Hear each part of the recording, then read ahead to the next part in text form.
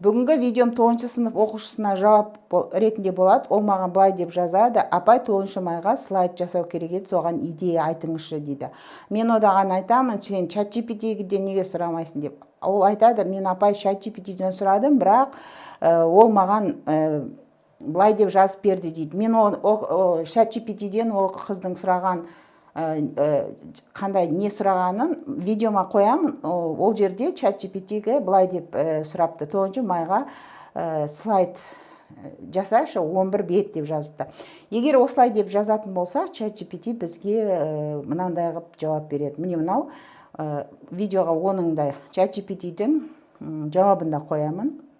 Енді мына жерден көріп тұрсыздар, неге мына қамыр, екі қамыр тұр. Мен осы екі қамырға байланысты ChatGPT-ден қандай промпт жазу керек екенін осы қамырды түсіндіре отырып айтамын. Промпт дегеніміз ChatGPT-ден сұрайтын біздің запросымыз ғой. Сонда ChatGPT-ге ең алғашқы шыққан кезде 2023 жылдары промпт жаза салатын ек. Маған мынандай жазып бер, маған қымызы жазып бер деп. Бірақ қазір 2025 жылда біз олай промпт жазсақ, бізге ChatGPT жақсы нәтиже жауап бермейді. Сондықтан да ChatGPT-ге промпт жазу үшін ең бірінші біз не жасайтынымызды жазамыз. Екінші, мақсатымыз не бұны жазғанда. Үшінші, және детальдарын береміз. Мына қамыр, мынау еттің қамыры. Бұл тығыз, әрі қатты иленеді. Ал мынау бауырсаққа ашыған қамыр, былай созылып тұрады. Міне мынандай көпіршіктері бар. Жұмсақ болады, мынандай. Міне осы екі қамырды ChatGPT-ден рецептін жазу үшін біз білеміз, мына қамырмен ашыған жұмсақ, бауырсақ үшін жұмсақ қамырмен мына етке тығыз иленген қамырды бәріміз составын білеміз. Осыны ChatGPT-ден қалай сұраймыз? Ол үшін бірінші қамыр деп жазамыз, екеуі де қамыр ғой. Екінші ет үшін деп жазамыз. Үшінші тығыз болсын деп жазамыз, осы рецепті жазамыз. Ал енді мысалы бауырсаққа арналған қамырды жазатын болсақ, бірінші қамыр, ашыған қамырдың рецептін, екінші бауырсақ үшін деп жазамыз. Осындай бізге керекті нәрселерді ең бірінші қамыр деп айтамыз, одан кейін мақсатымыз, біз бауырсақ пісіру керек болса, бауырсақты айтамыз. Және мақсатымызды жаздық қой, үшінші сол детальдарын жазамыз. Не қандай болу керек? Ашыған болу керек, немесе сол қамырдың составы қандай болу керек? Соның рецептін жазамыз. Сабақта да тура сондай. Мысалы, бір слайд жасау керек болатын болса, қымызы жазу керек болса, ең бірінші кім үшін жазу керек? Мысалы, 9 сыныптың тарих сабағы үшін 9 майға арналған деп тақырыбын жазамыз. Екінші, қандай ерекшеліктерін жазамыз, бізге не керек? Үшінші, соның солай нақты детальдарын жазамыз. Сол кезде бізге ChatGPT жақсы нәтиже ала аламыз. Ал егер тек қана қамыр десек, мысалы, өзімізде мысалы айтатын болсақ, қамыр жасашы десек, қамырды қандай қамыр жасайтын сен өзің, мысалы, бүгін қонақ келеді, қамыр жасашы десең, бұл адам не жасайтынын білмейді ғой, қандай қамыр жасайтын. Оған түсіндіріп айтасың, бауырсаққа бөлек қамыр, ет тағамдарына бөлек қамыр деп. Сол сияқты ChatGPT-ге де дәл сондай не береміз, запрос береміз, промпт жазамыз. Міне мен жазам, маған бауырсаққа арналған ашыған қамыр илеудің рецептін жаз дедім. Ол ашыған қамырмен бауырсақ жасауға арналған деп рецептін ол жазып берді. Құрамын, сосын қамыр илеудің тәсілін барлығын көрсетіп берді. Неге? Өйткені мен қамыр дей салсам, ол не істейтінін білмей қалатын еді. Сондықтан да бауырсаққа арналған ашыған қамыр деп жаздым.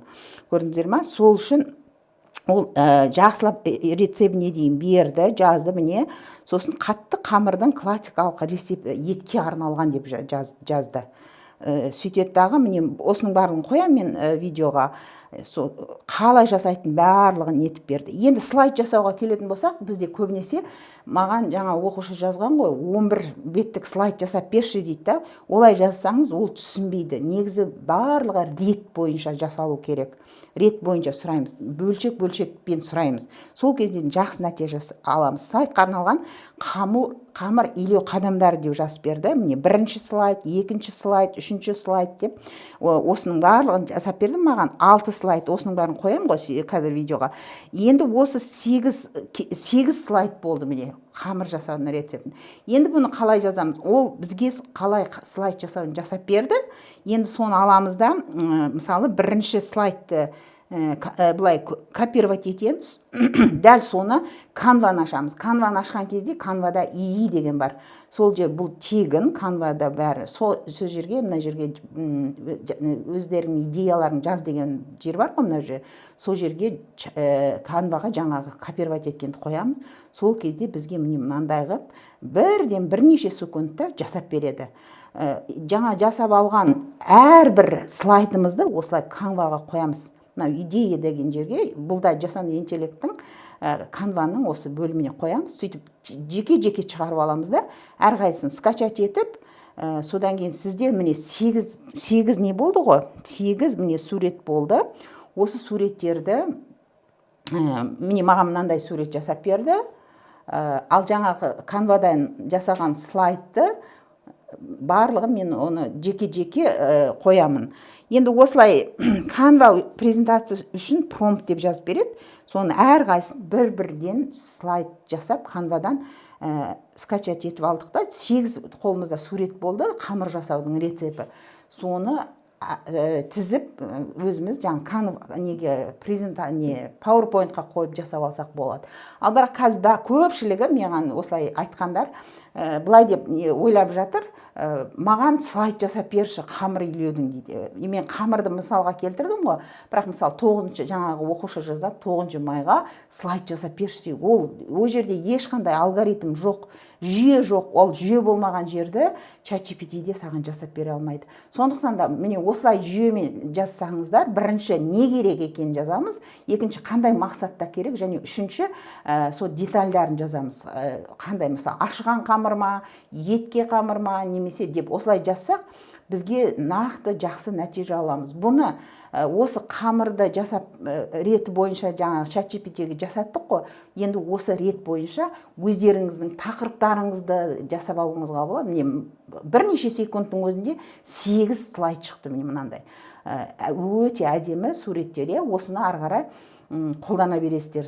Негізі презентация деген нәрсе өзіңнің айтатын нәрсенің сені қолдайтын қосымша нәрсе ғой, көрсететін нәрсе. Сондықтан да презентацияны бірден презентация деп жазбаңыздар. Презентация жасап берші маған, слайд жасап берші емес.